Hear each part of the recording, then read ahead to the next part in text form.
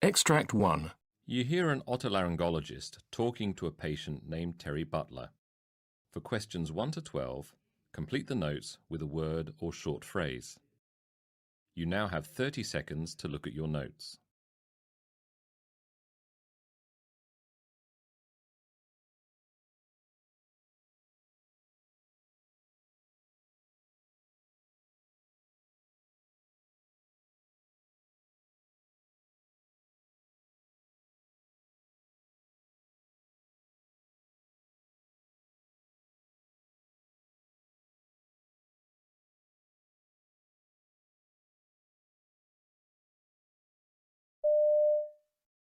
Good afternoon, Mr. Butler, is it? Yes, Terry Butler.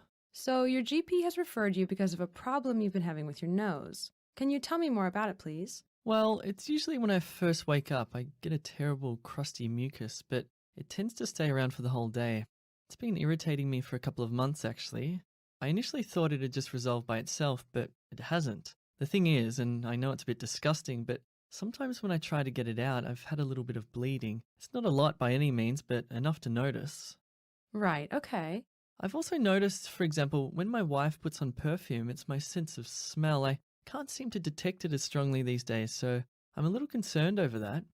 I mean, I can still breathe, of course, but it's worrying.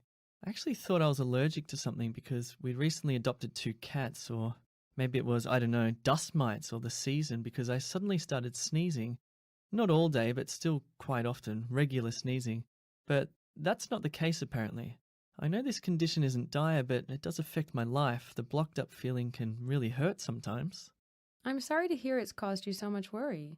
Well, I'm also concerned about my job. I'm a hire car driver, and it's mostly for high-end clients, so it involves a certain degree of professionalism. The last thing I need is to be seen constantly playing with or twitching my nose, or worse still, sneeze and cause an accident. So you don't believe it's allergies related? Well, not as far as I know. I've been to my GP, as you know, and tried to rule things out. First, I had a skin prick test, and that didn't show anything, so I went away thinking it'd clear up. But then after a few weeks, it was still annoying me, so I had a blood test, but that apparently came back clear. But I keep thinking maybe it's something less common, and that's why nothing's shown up. My GP asked if I'd been ill because he thought perhaps it was caused by a viral infection, but I hadn't been. He also asked if I was taking any medications that he wasn't aware of, like beta blockers or antidepressants, which I wasn't. In fact, the only thing I'd started using around that time was a nasal decongestant spray that I'd bought from the chemist, which he then advised me to stop. He thought maybe I'd been using it too much, so I did, of course, but doing so didn't seem to make a difference. I see. And he suggested I try a few to see if they make a difference, so I got a humidifier. That apparently helps with the dry air and therefore to loosen the mucus, which was okay, but didn't make too great of an impact. He told me how to make up a salt water solution. It's much cheaper than buying it from the chemist. I still use it now, and that helps a little too, but just not for long periods of time, so I have to keep it up a few times throughout the day. Before going to bed, he said I should take an antihistamine, but again, it just doesn't seem to last too long, and before I know it, I'm feeling the same as before taking it. And how's your health generally? I'm typically as fit as a fiddle. I quit smoking 14 years ago because of a number of recurring lung infections at the time. They were enough to make me wake up to myself and finally go cold turkey. As for alcohol, well, I've been having my regular nightcap of whiskey for 20 years. Always the same brand, and I always stop at 2. As I said, I'm reasonably fit for my age. I go to the gym regularly. I've been involved in a cycling club for a number of years. We're a medium distance group and average around 60 kilometres an outing, so not too shabby. That's great. So, do you think there could be something wrong with my nose? Well, that's what we intend to find out. The way we do that is by performing a nasal endoscopy.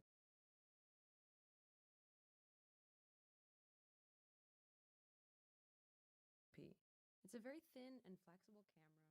You hear a general practitioner talking to a patient named Jane Brown. For questions 13 to 24, complete the notes with a word or short phrase. You now have 30 seconds to look at your notes.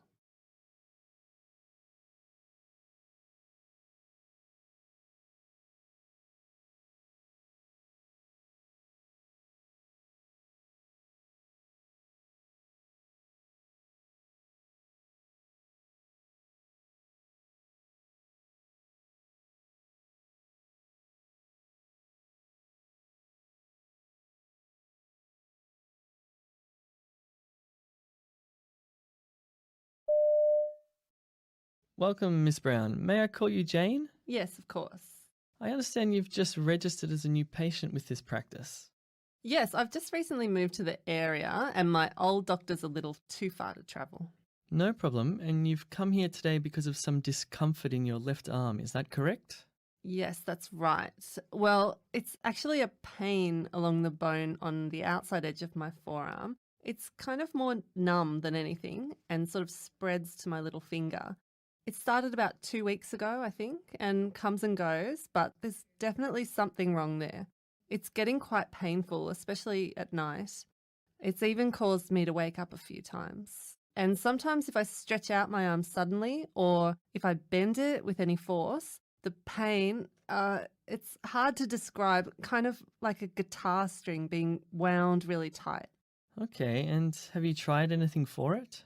Well, I asked a few friends and they said it's probably a pinched nerve and to try just resting it on a pillow. So I did, but that didn't make a difference. So I looked it up online and it was recommended to put some ice on it and also a heat pack, alternating a warm compress with ice, kind of swap from one to the other and also see which one worked the best. It also said I can take anti-inflammatories, which I did for about a week, and it made very little difference. It also said I should do some gentle stretching exercises, but at the time they hurt to do, so I didn't really follow through with them. Right, and you're 22. Are you working or studying? I'm still at university. I'm doing a Bachelor of Science. It's my final year, so it's pretty hectic. I spend most of my days sitting at a computer. Okay, can you tell me more about that? How long you'd spend at the computer, I mean? Well, I'd sit there anywhere up to 10 hours or even more some days.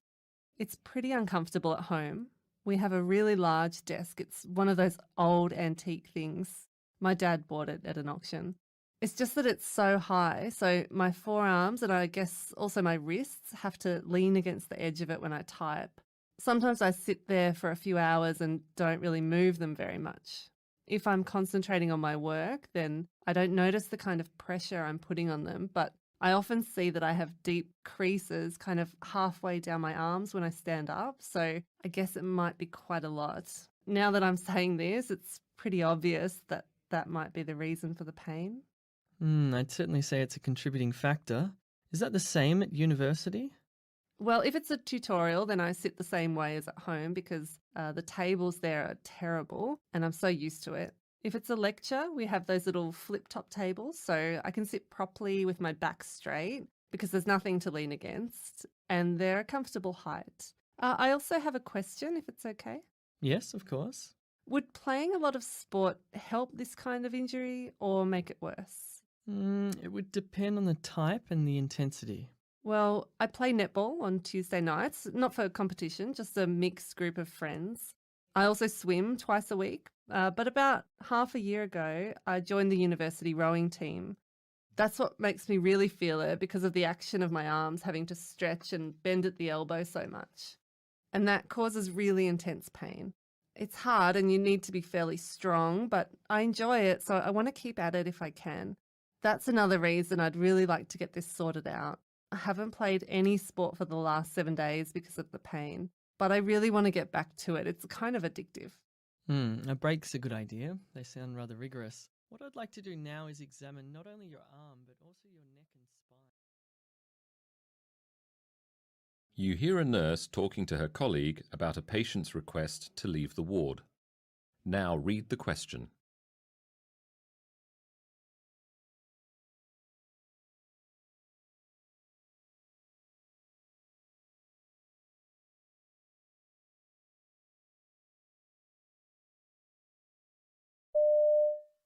Mr. Jenkins really shouldn't be going anywhere at the moment. Well, it's only to the coffee shop downstairs, and he's mobile, so... He can certainly do minor things like showering and getting back and forth to the toilet by himself, but that doesn't necessarily mean he's up to leaving the ward. He's going a little stir-crazy, and he's been on the ward now for weeks. He needs to feel like a normal person again. Of course he does, but we can't jeopardize his safety. I realize he believes he can, but I really think it's beyond his capability right now. I'm happy to go with him if it'll ease your mind. I'd really prefer if he just holds off until he gets the tick of approval. We don't want him undoing all the effort for a cup of coffee. You hear a paramedic briefing a doctor on a recent emergency admission. Now read the question.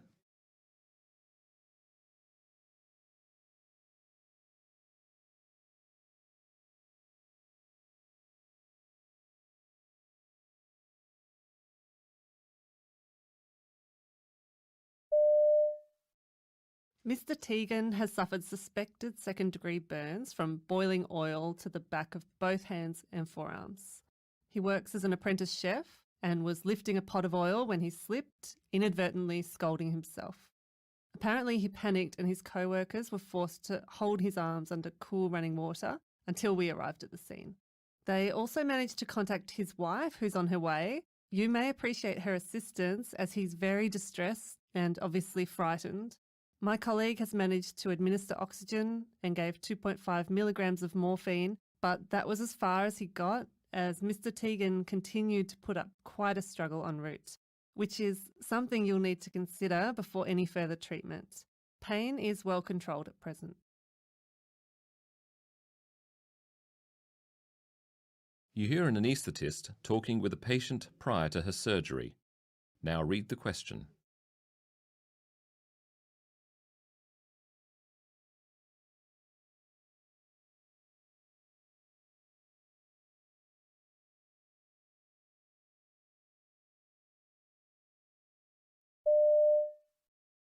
So, Mrs. Simpson, do you have any questions before we go into the theatre?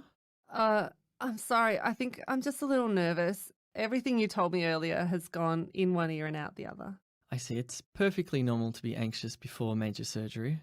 Well, if I'm going to be under for such a long time, it just worries me that anything could happen.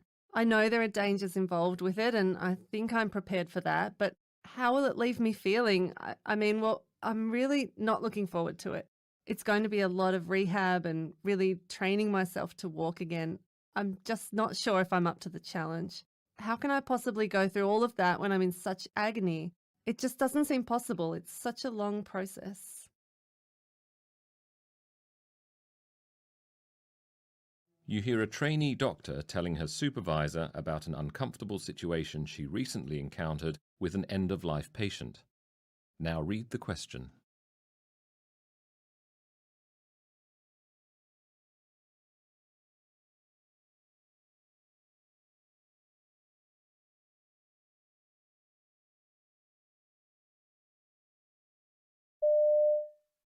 Would you mind if we talk about Mr. Harris in bed 6? Sure. Is there a problem? No, nothing like that. The ICU nurse asked me to talk with the patient's family about his situation. Basically explain to them that there's nothing else we can really do for him and that he likely won't survive. How did it go?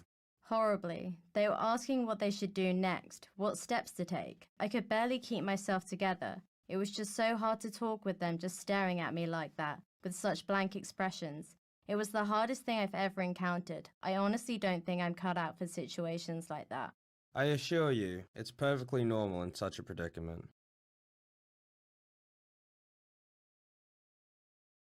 You hear a nurse briefing a colleague at the end of her shift. Now read the question.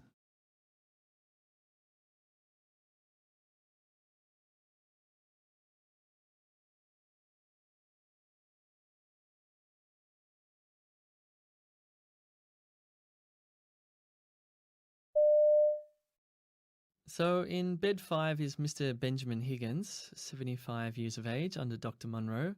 He had elective angioplasty and insertion of stent via the left femoral artery this morning at 9 a.m. He has a history of hypertension, hypercholesterolemia and angina. His medications are metoprolol twice a day, simvastatin and glycerol trinitrate single spray.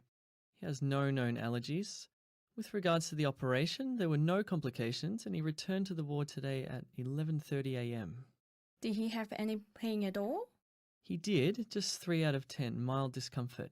I tried to call Dr. Munro, but he was in theatre. But his secretary said she'll pass it on. He has to remain supine until 5 p.m. today, and his wife will have to be informed of his progress. When I received him, he was alert and orientated, and his vitals were within normal range. ECG is normal sinus rhythm, and that was at 11:45.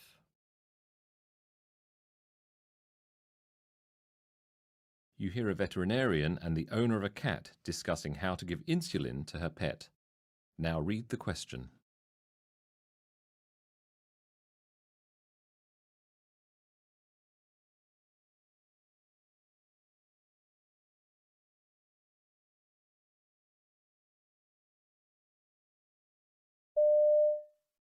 So I'll just explain a little on the initial steps of administering the insulin. Okay. It's really very simple. So the first thing is the insulin needs to stay in the refrigerator. Now Felix is getting 2 units, twice per day. So what I suggest is marking it on a calendar for each day. So divide the day in half with a line. I'd recommend drawing a little box in each section so you can give it a big tick for both morning and evening doses.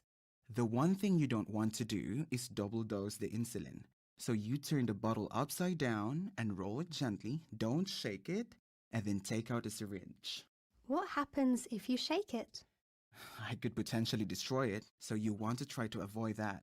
Okay, sure.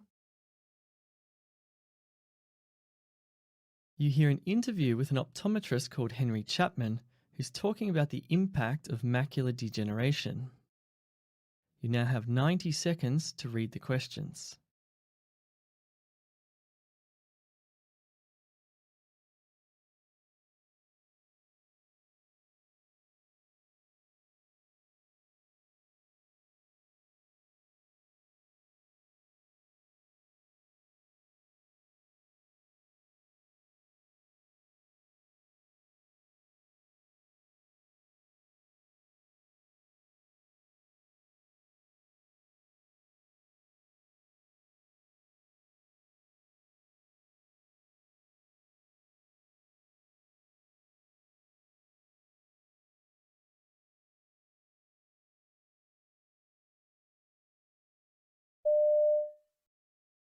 We are talking today with Henry Chapman, an optometrist with a special interest in macular degeneration.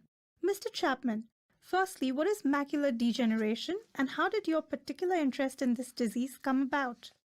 Macular degeneration is actually the name given to a group of chronic degenerative retinal eye diseases that cause a distortion or progressive loss of a person's central vision, but leaves the peripheral or side vision intact. Say, if someone with macular degeneration was facing me now, they'd see my arms and legs, the area around me, but my face would likely be obscured by a dark or empty space. They experience a dreadful sense of being disconnected or cut off from everyday life. As an optometrist for 30 years, I've had my share of cases, and every new patient is like a spark because the impact of each accumulates over time to a kind of, almost what you call a fixation, I guess. Even after all these years, however, I was still shocked to hear my sister had recently been diagnosed with macular degeneration, and because of that, I've now also seen firsthand what this terrible disease does to the entire family. What's the most challenging part for those living with macular degeneration? Take a recent patient of mine called Robert. He was 55 when he first noticed the symptoms: blurred vision, distortion of straight lines. The effect on his life was profound, and that's the tragedy of this disease. He was working as a driving instructor, then suddenly had to resign, but still with the financial burdens of daily life. His passion for carpentry or even basic reading fell by the wayside. Worst of all for Robert was no longer being able to see his grandchildren's faces clearly, which was obviously very upsetting. Unfortunately, he also experienced depression for a time. This may not happen to everyone, but it's certainly more common than people realize. What can be done for patients such as Robert? This is a disease that's typically related to aging, which is the commonest risk factor, but it's certainly not a normal or inevitable consequence of getting old. So although older people are generally more accepting of the extra baggage that comes with aging, it's still difficult for many to accept and discuss the changes associated with macular degeneration. There's a tragedy attached to any disease or illness, but vision loss also carries some major disruptions to a person's lifestyle, as well as mental hurdles, like few other diseases do. I feel that's something that can at times be neglected. There are support groups, But I'm talking on an optometrist level. My job is to help diagnose and treat a patient. But what of their additional struggles? That's where I'd like to place myself a little better and allow patients like Robert the freedom and availability to open up. And do patients ever volunteer to express their fears or frustrations to you directly?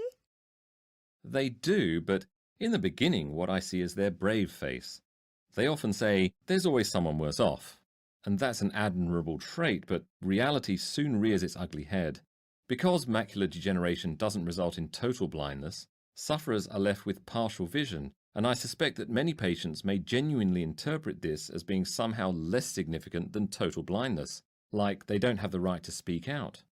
The reality is, of course, that sufferers of macular degeneration have many of the same fears and impediments as those who've completely lost their sight, and yet they're worried about voicing this. So it's imperative that we not only actively listen, but also encourage and support them to openly share their stories. Can you give us an example of how you've changed the way you treat your own patients? Sure. I have a patient called Jennifer. She's 62 and has late-stage neovascular or wet macular degeneration. This is caused by the formation of very fragile blood vessels which leak fluid and blood within and under the retina. It also leads to a rapid loss of central vision as opposed to the dry kind, which is a far slower decline. Therefore, it came as a great shock for Jennifer, in turn making her a perfect prototype, if you will, in trying something new. I allocated just an additional 10 minutes to each of her appointments and explained it was for an open discussion. This extra time gave me the opportunity to delve a little deeper into how she was coping with the rapid changes she was experiencing and gave her more freedom to discuss her concerns. The positive change in communication was extraordinary, so I adopted this for all my patients thereafter. So what, if anything, can be done to help prevent macular degeneration? Research is ongoing and advancements in treatment are being made daily, and this needs to continue. But you can't leave it up to researchers. I believe in what the individual can do. This means that any difficulty with vision should never be dismissed as part of aging. In its early stages, macular degeneration may not result in noticeable visual symptoms, but it can be detected with an eye test. If people want to save their sight, I can't stress enough how crucial the early detection of any form of macular degeneration is. The sooner that this disease is detected, the earlier that steps can be taken to help slow its progression and save sight through treatment and necessary lifestyle modifications. Thank you for sharing.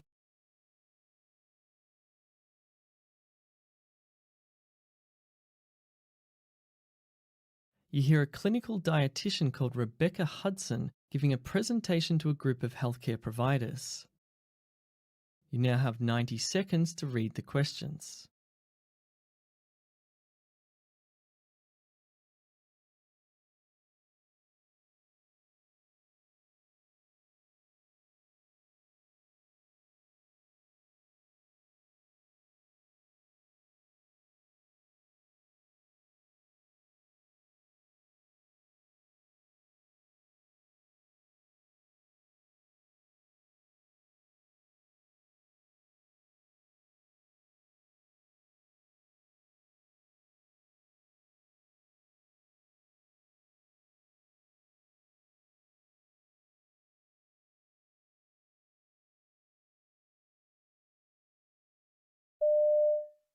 My name's Rebecca Hudson, and I'm a clinical dietitian working here in the hospital.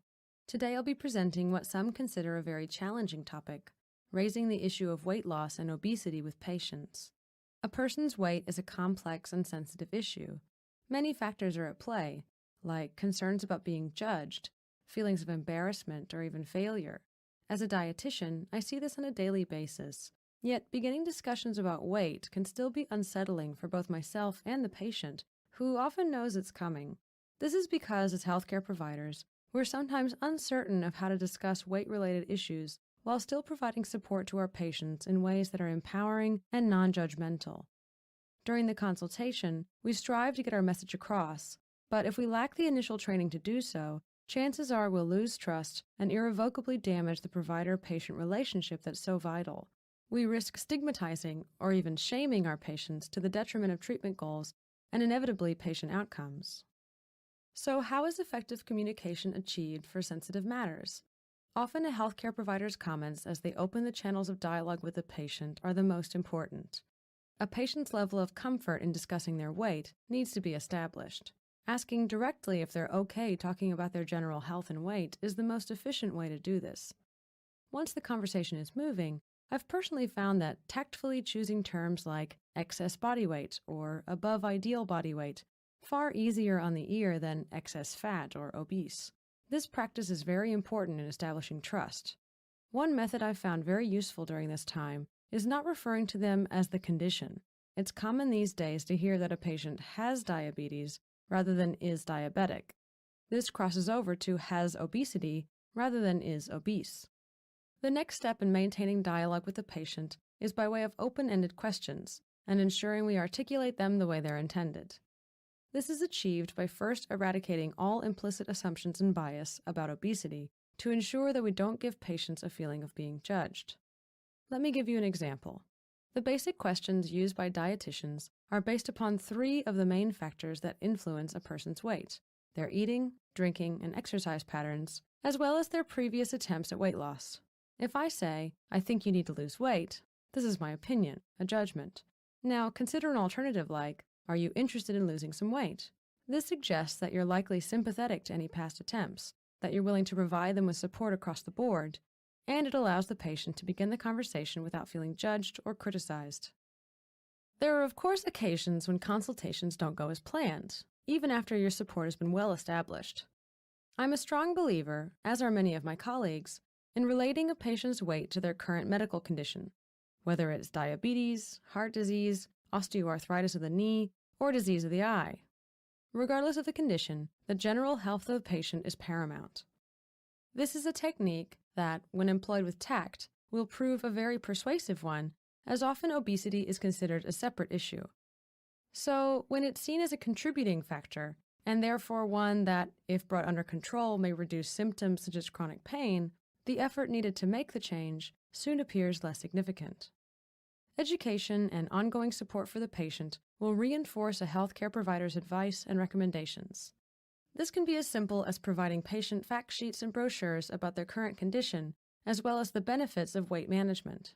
My personal recommendation is to carefully select 2 or 3 measurable, achievable goals and discuss the steps necessary to reach them. This is also a valuable time for the healthcare provider to evaluate the patient's readiness to make the necessary lifestyle changes to lose weight, as well as the extent of familial support, the latter often being a key element of success. All that I've mentioned here today are examples of what dietitians refer to as motivational interviewing. This is an open-ended way of interacting, built around helping patients go from being disinterested in or against a behavior change to taking steps toward being willing to make some changes. It is an open-ended approach to trying to learn where the patient is coming from and what they want, and helping them lead the way towards positive behavioral changes. It starts with trying to get the patient to open up about their feelings, rather than assuming we know who they are, and then together coming up with a set of initial steps they can take. We need to engage the patient, and then the patient activates the behavior change.